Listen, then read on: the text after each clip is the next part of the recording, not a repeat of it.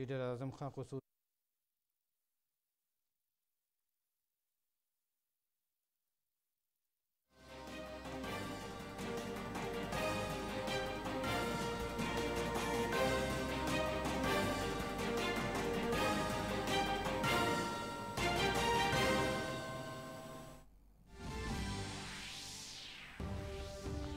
भारत समेत दुनिया के कुछ हिस्सों में नज़र आ रहा है इस साल का सूरज ग्रहण। भारत में शाम 4:29 पर शुरू हुआ जुज़वी सूरज ग्रहण शाम 5:42 तक रहेगा जारी।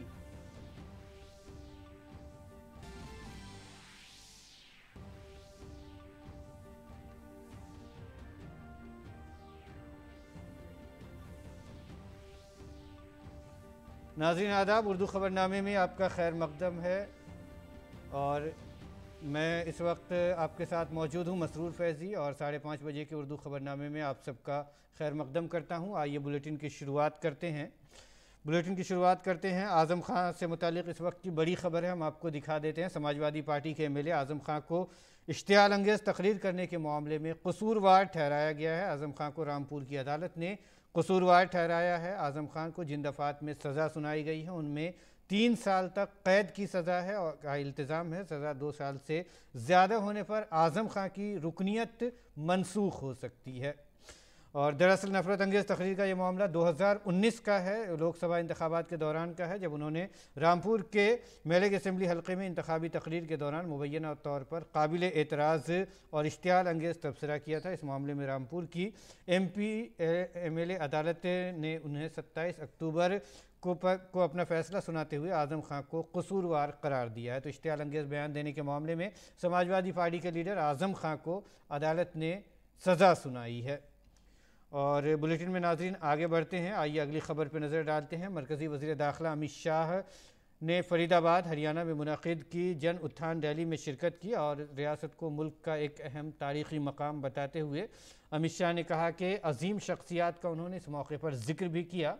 अमित शाह ने इस मौके पर रियासत की मनोहर लाल हुकूमत की हुसूलियाबियों का भी तज़किरा किया है। और मरकज़ी वज़ीर दाखिला फरीदाबाद हरियाणा में मुनक़िद जन उत्थान रैली को ख़िताब किया है। वज़ीर आज़म की पॉलिसियों का उन्होंने इस मौके पर ज़िक्र करते हुए कहा कि वज़ीर दाखिला ने कहा कि दिवाली का वज़ीर आज़म ने तोहफ़ा भेजा। आज रियासत में तकरीबन 6,629 करोड़ रुपए के तरक्याती मंसूबों की सौगात रियासत को दी गई है। तो ये एक बड़ा ऐलान है। मरकज़ी वज़ीर दाखिला ने 8 साल पहले की हरियाणा की सरकारों को हदफ़ तनक़ीद भी इस मौके पर बनाया और उन्होंने कहा कि पहले एक सरकार बनती तो बदउनवानी होती थी और दूसरी हुकूमत बनती थी तो गुंडागर्दी बढ़ जाती थी। और आइए अब अगली ख़बर की तरफ बढ़ते हैं। अगली ख़बर का रुख करते हैं। मरकज़ी वज़ीर दिफ़ा राजनाथ सिंह ने कहा है कि भारत एक बहुत बड़ी जो एक इमारत नज़र आ रही है वो हमारे बहादुर जवानों की क़ुरबानियों की बुनियाद पर कायम है। भारत नाम का ये बहुत बड़ा बरगद का दरख्त उन बहादुर सिपाहियों के खून और पसीने से सैराब हुआ है। आज का शौर्य दिवस उन बहादुर जवानों की क़ुरबानियों को याद करने का दिन है। आज का दिन उनकी क़ुरबानी और लगन को दिल से सलाम करने का दिन है। वज़ीर दिफ़ा राजनाथ सिंह इन्फिनिटी डे के मौके पर बडगाम में मुनक़िदा फ़ौजी प्रोग्राम से ख़िताब कर रहे थे। भारत और पाकिस्तान की तक़सीम का उन्होंने ज़िक्र किया और कहा कि वज़ीर दिफ़ा ने कहा कि तक़सीम की कहानी भारत और पाकिस्तान के दरमियान 1947 में लिखी गई थी। इस कहानी की खूनी स्याही अभी खुश्क भी नहीं हुई थी कि पाकिस्तान ने फिर से गद्दारी का नया स्क्रिप्ट लिखना शुरू कर दिया है। और मुल्क आज मना रहा है, इन्फिनिटी डे मना रहा है। इस मौके पर उन्होंने राजनाथ सिंह ने ये बातें कही है। वज़ीर दिफ़ा ने कहा है कि भारत एक बहुत बड़ी इमारत है जो नज़र नहीं आ रही है। भारत की इस इमारत का जिक्र करते हुए उन्होंने ये बातें कही हैं। CDS जनरल अनिल चौहान ने 76वें इन्फिनिटी डे के मौके पर कौमी जंगी यादगार पर शहीदों को खिराज अक़ीदत पेश किया है। इन्फिनिटी डे 1947 में श्रीनगर के हवाई अड्डे पर भारतीय फ़ौज के सिपाहियों के उतरने की अलामत है। तो सीडीएस से जनरल अनिल चौहान ने 76वें इन्फिनिटी डे के मौके पर जंगी यादगार पर शहीदों को खिराज अकीदत पेश किया है। यह इन्फिनिटी डे 1947 में श्रीनगर के हवाई अड्डे पर जो भारतीय फौज के सिपाही उतरे थे उसकी ये एक अलामत के तौर पर मनाया जाता है। इन्फिनिटी डे के मौके पर नेशनल समर मेमोरियल पर इन्फिनिटी बिरादरी की तरफ से निकाली गई बाइक रैली भी इख्तिताम पजीर हुई। 16 अक्टूबर से शुरू हुई बाइक रैली ने पूरे मुल्क को कवर किया और आज नेशनल समर मेमोरियल पर इख्तिताम पजीर हुई 10 बाइकर्स पर मुश्तमिल हर ग्रुप ने 8000 किलोमीटर का सफ़र पूरा किया है, जो कि इन्फिनिटी फ़ौज के जज्बे और हिम्मत को जाहिर करता है, बल्कि मुल्क के शहरियों के साथ साथ इजहार यकजहती भी है। ये बाइकर्स ग्रुपों की क़यादत शिलोंग से आसाम रेजिमेंट, अहमदाबाद से मराठा लाइट इन्फिनिट्री रेजिमेंट, उधमपुर से जम्मू कश्मीर लाइट इन्फिनिट्री रेजिमेंट और वेलिंगटन से मद्रास रेजिमेंट ने की।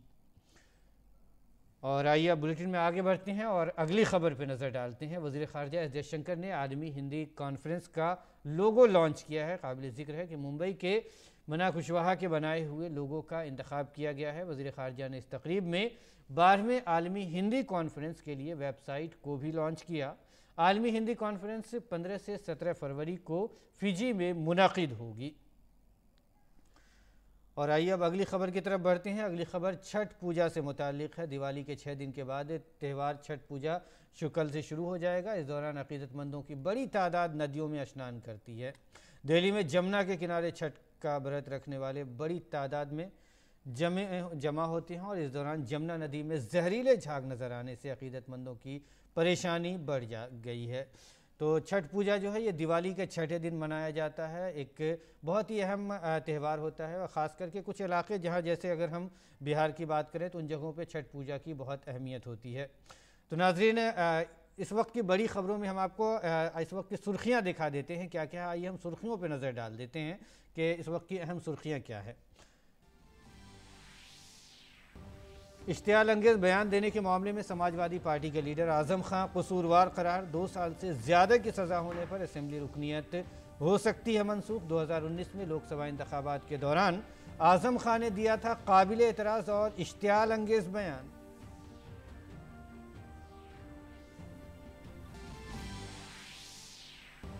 बीजेपी ने की मुल्क के पहले वज़ीर आज़म जवाहरलाल नेहरू की कश्मीर पॉलिसी पर तनकीद। तर्जुमान गौरव भाटिया ने कहा, कांग्रेस की खामियों का खमियाजा आज मुल्क के लोगों और कश्मीर को आवाम को पर पड़ रहा है भुगतना। छठ पूजा से कबल यमुना की सफाई से मुतालिक बीजेपी ने आम आदमी पार्टी सरकार को बनाया हदफ तनकीद। दिल्ली के कालिंदी कुंज में दिखाई दिया जहरीला झाग। अकीदतमंदों ने नदी की साफ सफाई का किया मुतालबा। गाजीपुर में आम आदमी पार्टी और बीजेपी के कारकुनान आमने सामने। मरकजी वज़ीर दाखिला अमित शाह ने हरियाणा के फरीदाबाद में मुनक़िदा जन उत्थान रैली में लिया हिस्सा। तकरीबन 6629 करोड़ रुपए के तरक्याती मंसूबों की हरियाणा को मिली सौगात। कहा, 50 वर्षों की हुकूमतें एक तरफ और मनोहर लाल की 8 साला हुकूमत एक तरफ, नताइज सब पर भारी। मुल्क आज मना रहा है 76वां इन्फिनिटी दिवस। वज़ीर दिफा राजनाथ सिंह ने मुनक़िदा तकरीब में की शिरकत। नेशनल वॉर मेमोरियल पर सीडीएस जनरल अनिल चौहान ने शहीदों को किया खिराज अकीदत पेश। आईसीसी T20 आलमी कप में भारत और नीदरलैंड के दरमियान मुकाबला खत्म। भारत ने टॉस जीतकर पहले बल्लेबाजी का किया था फैसला। भारतीय टीम में कोई तब्दीली नहीं हुई थी।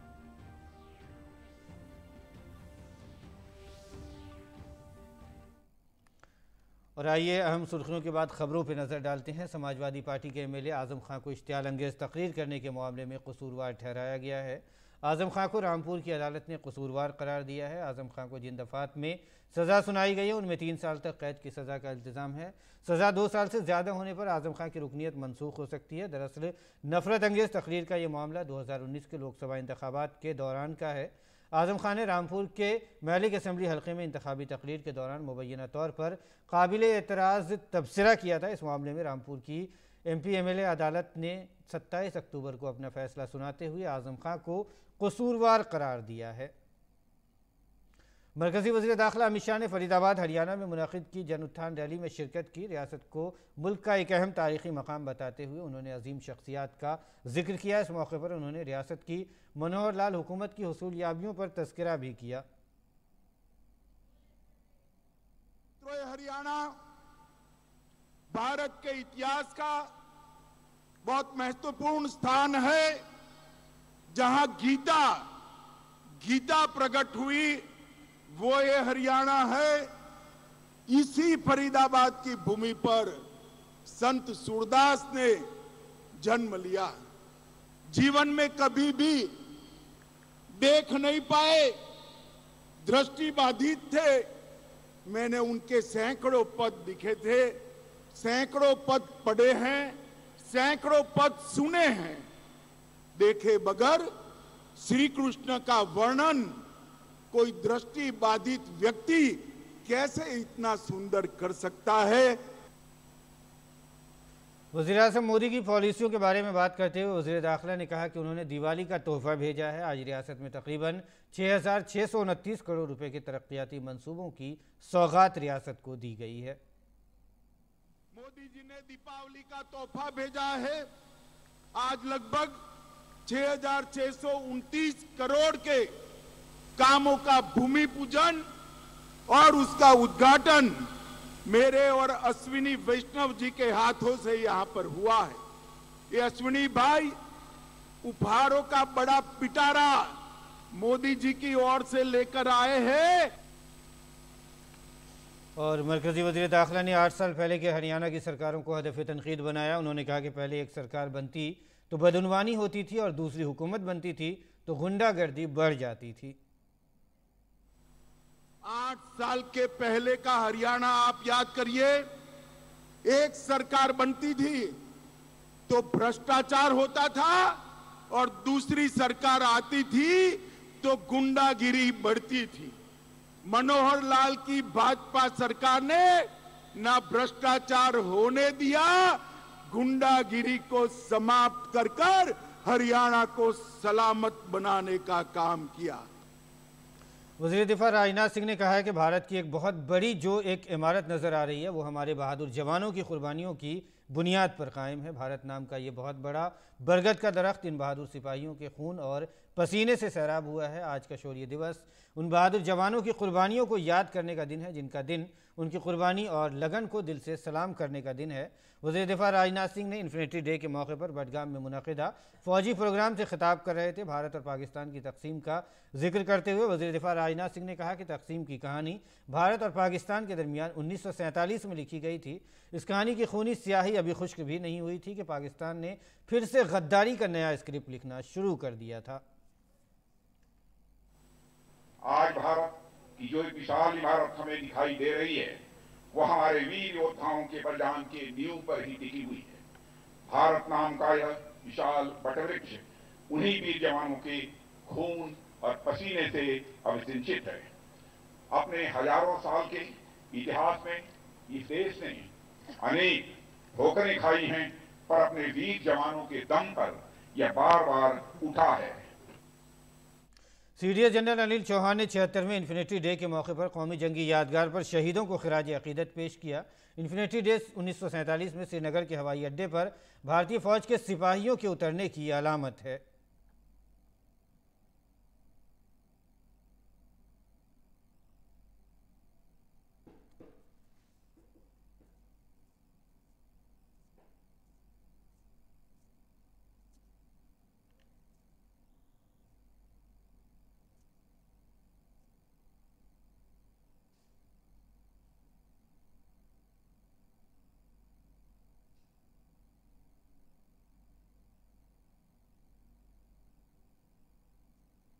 इन्फिनिटी डे के मौके पर नेशनल समर मेमोरियल पर इन्फिनिटी बिरादरी की तरफ से निकाली गई बाइक रैली भी इख्तिताम पजीर हुई।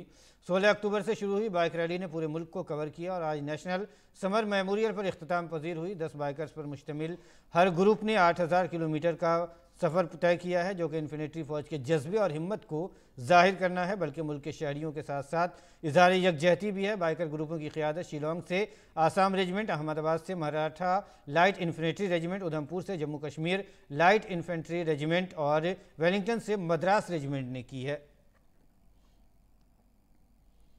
वज़ीर ख़ारजा एस जयशंकर ने आलमी हिंदी कॉन्फ्रेंस का लोगो लॉन्च किया है। काबिल ज़िक्र है कि मुंबई के मना कुशवाहा के बनाए हुए लोगो का इंतखाब किया गया है। वज़ीर ख़ारजा ने इस तकरीब में 12वीं आलमी हिंदी कॉन्फ्रेंस के लिए वेबसाइट को भी लॉन्च किया। आलमी हिंदी कॉन्फ्रेंस 15 से 17 फरवरी को फिजी में मुनाकिद होगी।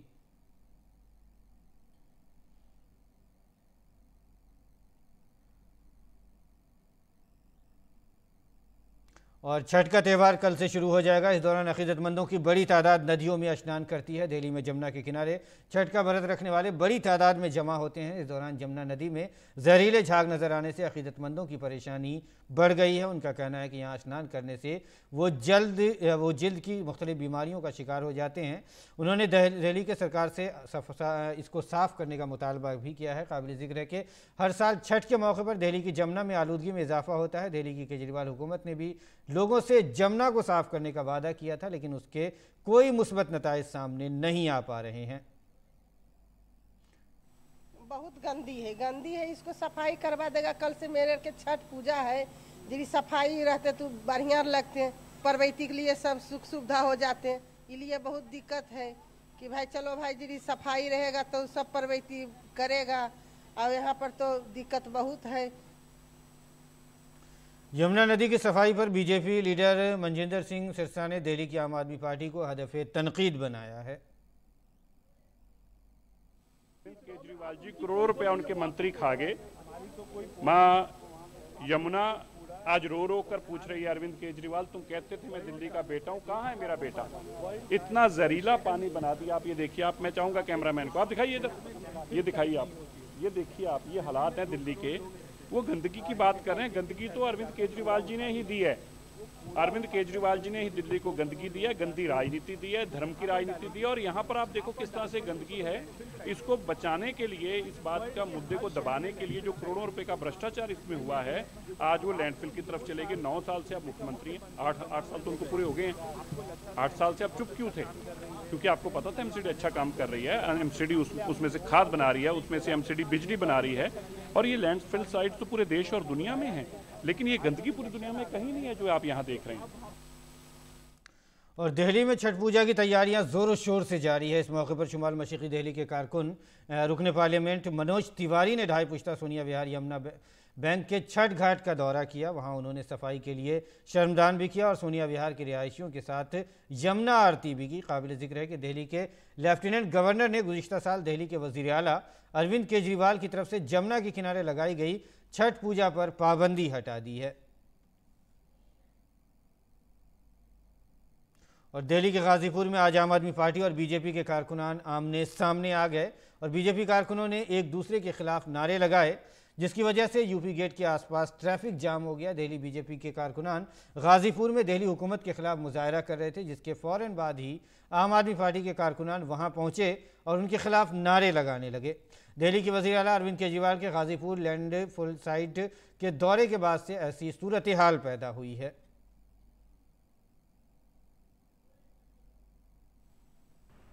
दिल्ली की जनता और दिल्ली के मुख्यमंत्री को ये संदेश देना चाहता हूँ कि दिल्ली के मुख्यमंत्री जी, आप दिल्ली की जनता को ये बताइए कि पिछले 7 साल में आप कितनी बार गाजीपुर कूड़े के पहाड़ पे गए? क्या आपकी जिम्मेदारी नहीं बनती कि आप वहाँ पर जाइए, वहाँ पर जो लोग रहते हैं उनकी ज़िंदगी बेहतर करिए? पिछले 3 साल में मैं वहाँ पर 8 बार जा चुका हूँ। मैंने आपको 2020 में ये लेटर भी लिखी थी कि आओ मिलके चलते हैं, राजनीति से ऊपर उठ के इस कूड़े के पहाड़ को नीचे करते हैं और वहाँ पर जो लोग रह रहे हैं उनकी ज़िंदगी बेहतर करते हैं। कोई जवाब नहीं, किसी तरीके की कोई मदद नहीं। लेकिन आज जब वो पहाड़ 40 से 50 फीट नीचे आ चुका है, एलजी साहब के एफर्ट से और प्रधानमंत्री जी के नेतृत्व में, तो आप वहाँ पर जाके राजनीति करना चाहते हैं। तो बीजेपी रुकने पार्लियामेंट गौतम गंभीर ने आम आदमी पार्टी से इस मामले पर सियासत न करने की अपील की है। और कौमी सतह पर जारी स्वच्छता अभियान के तहत नई दिल्ली के सफदरजंग अस्पताल में भी साफ़ सफाई का खुसूसी मुहिम उसकी जारी है। अस्पताल को पूरी तरह से साफ़ रखा जा रहा है ताकि मरीजों को कोई परेशानी ना हो और अस्पताल का कंपाउंड भी पूरी तरह से साफ़ सुथरा रहे। भीड़ भाड़ को कम करने के लिए भी अलग अलग मंजिल पर रजिस्ट्रेशन काउंटर भी कायम किया गया है। देखिए ये खास रिपोर्ट। यूँ तो सफदरजंग अस्पताल में सफाई मुहिम हर रोज़ चलती है, लेकिन इन दिनों इस पर खुसूसी तवज्जो दी जा रही है। सफाई मुहिम के तहत न सिर्फ अस्पताल के अहाते को साफ रखा जा रहा है, बल्कि मरीजों और उनके लवाहिकीन में भी सफाई से मुतालिक बेदारी पैदा की जा रही है। हमारे यहाँ जो सॉलिड वेस्ट है उसको मटेरियल जो हमारे पास आता है उससे हम रिकन्वर्ट कर रहे हैं और उससे हॉस्पिटल को इनकम हो रही है। इंस्टेड ऑफ स्पेंडिंग मनी हमारे को इनकम हो रही है और हम अब जगह जगह पे जहाँ पर भी वेस्ट होता था तो वो इसलिए अब वो नीट एंड क्लीन होने लगा है। साथ में एक जो हमारा कलेक्शन एरिया था वहाँ पर अभी हम एक आप देखेंगे एक अच्छा सा पार्क डेवलप कर दिया। इस सफाई मुहिम के तहत सफदरजंग अस्पताल में न सिर्फ फर्श की सफाई की जा रही है बल्कि ई पेमेंट की सहूलत और ओपीडी विंडो की तादाद में भी इजाफा किया गया है ताकि मरीजों को किसी किस्म की परेशानी का सामना न करना पड़े। ओपीडी में देखूं तो काफ़ी कुछ यहाँ पे इम्प्लीमेंट किया है, जैसे कि हमारे जो जितने भी वुमेन टॉयलेट स्पेशली हैं ऑल हैव बीन इंस्टॉल्ड। सारे को हम लोगों ने वुमेन के लिए वो जो डिस्पोजल होते हैं सैनिटरी डिस्पोजल वो मशीन्स लगाई हैं और उसमें इंसिनरेटर्स भी उसमें लगाए गए हैं। इवन हम उसमें वेंडिंग मशीन्स भी लगा रहे हैं जहाँ पे उनको काफ़ी कम कॉस्ट पर उनको सैनिटरी जो नैपकिन्स होती हैं वो उपलब्ध हो जाएंगे। और जहाँ तक बात है पेमेंट्स को लेकर के भी हमने काफ़ी हद तक यहाँ पे डिजिटलाइज एंड कैशलेस होने का प्रयास किया सफदरजंग अस्पताल में। अब हमारे यहाँ नॉर्मली तो हमारे यहाँ ज़्यादातर सुविधाएँ जो हैं वो फ्री ऑफ कॉस्ट हैं, लेकिन कुछ ऐसी सुविधाएं जिसमें बहुत ही नॉमिनल से चार्जेस लगते भी हैं वो लेखा अनुभाग जो हमारा अकाउंट सेक्शन है उसमें होता है और उसमें हम आज के डेट में फुल्ली ई पेमेंट पे हम लोग आज के डेट में मूव कर चुके हैं। सफदरजंग अस्पताल के सफाई कारकुन अस्पताल के अहाते को साफ रखने के लिए सख्त मेहनत करते हैं। कचरे को ठिकाने लगाने के लिए यहाँ जदीद तरीन टेक्नोलॉजी इस्तेमाल की जाती है। हमारे यहाँ से जितना भी वेस्ट निकलता है सब प्रॉपरली रिसाइकल होता है और ऑथराइज रिसाइकलर के थ्रू रिसाइकल होता है। और उससे भी ऊपर बात ये है कि जितना खर्चा करने के बाद जो उसमें से रेवेन्यू बचता है उसका 25% स्टडी बेसिस पे वो कंपनी हॉस्पिटल को देती है। वो सर हम लोग ये ग्लव्स पहन के सारे प्लास्टिक गत्ता कागज पन्नी सब अलग कर दे कि कूड़ा कूड़े में जाता है और प्लास्टिक में इस तरीके से हम साफ कर दे। गीला कूड़ा गीले में डाल देते, सूखा सूखे में। मेरी टीम जब वार्डों में जाती है तो मैं वार्डों के साथ में उनको पहले पीपी देता हूँ, मास्क ग्लव्स कैप एप्रन ये देने के बाद में मेरे लड़के वार्ड में जाते हैं, वहाँ पर देखते हैं कि गार्बेज भरा हुआ है। गार्बेज उन्होंने निकाला और दूसरा लगा दिया, खाली भरा हुआ गार्बेज को गांठ बांध के लेके आते हैं। यहाँ पर फिर वो सेग्रीगेशन होता है क्योंकि सूखा जो है वो तो छट जाएगा, गीला जो कूड़ा होता है गीले कूड़े को हम कंपोस्ट मशीन में खाद के लिए इस्तेमाल करते हैं क्योंकि उससे हमारा खाद बनता है। और हम अवेयरनेस भी करते हैं लोगों को कि कूड़ा मिक्स ना करें। सफदरजंग अस्पताल के अहाते को साफ सुथरा रखने के लिए सफदरजंग अस्पताल को कायाकल्प अवार्ड भी मिला है। गंदगी बहुत सी बीमारियों का बाइस बनती है। अगर हम अपने इर्द गिर्द के माहौल को साफ सुथरा रखेंगे तो बहुत सी बीमारियों से दूर रहेंगे।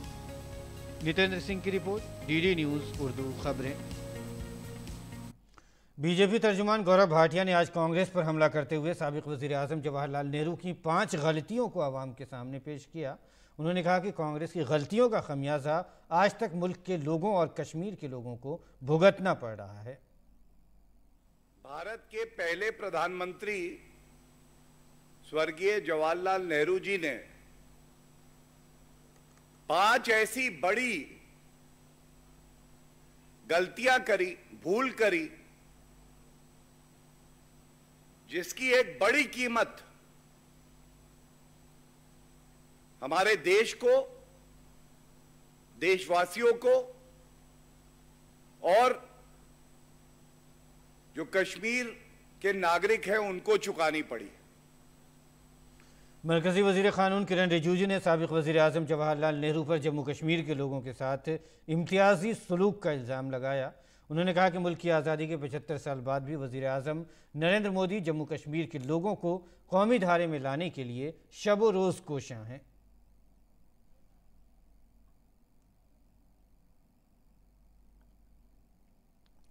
और दिल्ली की फ़िज़ा में दिवाली के 2 दिन बाद भी कोई बेहतरी देखने को नहीं मिली है। शहर का एयर क्वालिटी इंडेक्स अभी भी 250 के पार बरकरार है। दिल्ली और नोएडा के कई इलाकों का AQI 300 से ज़्यादा दर्ज किया गया है, जो कि बहुत ख़राब ज़ुमरे में आता है। फ़िज़ाई मेयार की एजेंसियों का मानना था कि दिवाली के बाद फ़िज़ा बहुत ज़्यादा ख़राब हो सकती है।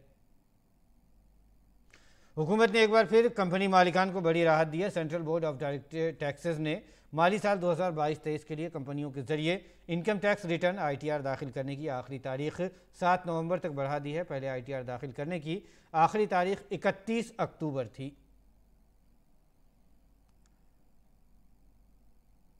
जम्मू कश्मीर के लेफ्टिनेंट गवर्नर मनोज सिन्हा ने कहा है कि कश्मीर के बारे में मगरबी मीडिया का एक बड़ा तबका झूठ फैलाने वालों के इकोसिस्टम की मदद करता है। उन्होंने कहा कि कश्मीर के बारे में मगरब का मीडिया पाकिस्तान से ज़्यादा झूठ फैलाता है। नई दिल्ली में D2 कश्मीर एक तकाबुली तज्जिया किताब का इजरा करते हुए जम्मू कश्मीर के लेफ्टिनेंट गवर्नर मनोज सिन्हा ने कहा कि जम्मू कश्मीर में आज कानून की हुक्मरानी है, अमन व चैन है, वहाँ तरक्की की लहर चल रही है। लोग श्रीनगर से बाहर फार्म हाउस बना रहे हैं, सिनेमा हॉल में फिल्में देख रहे हैं। उन्होंने कहा कि लोगों के दिल से खौफ और गैर यकीनी की सूरत हाल ख़त्म हो रही है, जबकि पाकिस्तान के ज़ेर कब्ज़ा कश्मीर के बारे में आवाम को कोई सहूलत नहीं मिल रही है। शेख खालिद जहांगीर की लिखी इस किताब में पाकिस्तान के ज़ेर कब्ज़ा कश्मीर और जम्मू कश्मीर के बारे में तकाबुली तज्जिया किया गया है, जो सच्चाई पर मबनी है, जो काफ़ी रिसर्च के बाद ये किताब लिखी गई है। आइए आलमी खबरों की बात करें तो ईरान के शहर सिराज में एक ज़ियारतगाह पर दहशतगर्दाना हमले में 15 अफराद की मौत हो गई है और 40 से ज़्यादा अफराद ज़ख्मी हो गए हैं। ISIS ने इस हमले की जिम्मेदारी कबूल की है। इस हमले ने मुल्क में जारी कशीदगी में और इजाफा कर दिया है। सदर इब्राहिम रईसी ने हमले की शदीद मजम्मत करते हुए कहा कि कसूरवारों को नहीं बख्शा जाएगा। वहीं दूसरी जानिब वज़ीर दाखिला अहमद वाहिदी ने मुल्क के वसी पैमाने पर होने वाले मुजाहिरों को इस तरह के दहशतगर्दाना हमलों का जिम्मेदार करार दिया है। काबिल ज़िक्र है कि ईरान में महसा अमीनी की हिरासत में मौत के बाद मुल्क भर में कई हफ्तों से एहतजाजी मुजाहरे जारी हैं। इटली के नौमुंतखब वज़ीर आज़म जॉर्जिया मेलोनी ने कल पार्लियामेंट में कहा है कि रूस और यूक्रेन के दरमियान अमन मुआहदे के लिए आगे बढ़ने का वाहिद रास्ता यूक्रेन की लड़ाई में मदद करता है। उन्होंने कहा कि यूक्रेन को फ़ौजी तौर से काबिल बनाकर यूक्रेन की हिमायत करके अमन कायम किया जा सकता है। वाज़ेह है कि मेलोनी ने बार बार कीव की हिमायत का वादा किया है। और अक़वाम मुत्तहिदा की इमदादी सरबराह मार्टिन ग्रिफ़िथ्स ने कहा है कि यूक्रेन और रूस के दरमियान तयशुदा मुआहदे में नवंबर के वस्त के बाद तोसी की जा सकती है। वाज़ेह हो कि रूस यूक्रेन जंग के बाइस पैदा होने वाले खुराक के बहरान से निमटने के लिए जून में एक मुआहदा तय हुआ था, जिसमें यूक्रेन को बहर असवद के ज़रिए बरामदात की इजाज़त दी गई थी। और खेल की खबरों की बात करें तो T20 वर्ल्ड कप के ग्रुप 2 के मुकाबले में बांग्लादेश को जनूबी अफ्रीका के खिलाफ शिकस्त का सामना करना पड़ा है। आज खेले गए इस मैच को जनूबी अफ्रीका ने 104 रनों से अपने नाम किया। टॉस जीतकर पहले बल्लेबाजी करते हुए जनूबी अफ्रीका ने 20 ओवर में 5 विकेट पर 205 रन बनाए। जवाब में बांग्लादेश की टीम 16.3 ओवर में 101 रनों पर सिमट गई। टीम के लिए रैली रोसो ने शानदार बल्लेबाजी का मुजाहरा करते हुए सेंचुरी वाली इनिंग्स खेली। वो 109 रन बनाकर आउट हुए। मैच के मौजूदा एडिशन में ये पहली सेंचुरी है। सलामी बल्लेबाज क्विंटन डिकॉक ने रोसो का अच्छा साथ देते हुए निस्फ सेंचुरी बनाई। डिकॉक ने 63 रनों की इनिंग्स खेली। क्विंटन डिकॉक और रोसो ने दूसरे विकेट के लिए 163 रनों की शराकतदारी निभाई। हिंदुस्तानी क्रिकेट में अब ख्वातीन और मर्द क्रिकेटर्स की मैच फीस में कोई फ़र्क नहीं होगा। मर्द और ख्वातीन क्रिकेटर्स को अब मसावी मैच फीस मिलेगी। इस बात की इत्तला भारतीय क्रिकेट कंट्रोल बोर्ड के सेक्रेटरी जय शाह ने दी है। BCCI सेक्रेटरी ने कहा कि अब हम सिनफी मसावात के एक नए दौर में दाखिल हो रहे हैं। ऐसे में इस पॉलिसी के तहत अब से ख्वातीन और मर्द दोनों के लिए मसावी मैच फीस रहेगी। टेस्ट क्रिकेट में एक मैच के लिए 15 लाख रुपए मिलते हैं, जबकि वनडे में एक मैच के लिए 6 लाख रुपए दिए जाते हैं। मर्दों को बैनुल अक़वामी T20 मैच खेलने के लिए 3 लाख रुपए मिलते हैं। अब यही फीस खातून क्रिकेटर्स को भी मिलेगी। और नाज़रीन, इसके साथ ही उर्दू खबरनामा फ़िलहाल इख्तिताम को पहुँचता है। इजाज़त दीजिए, आदाब।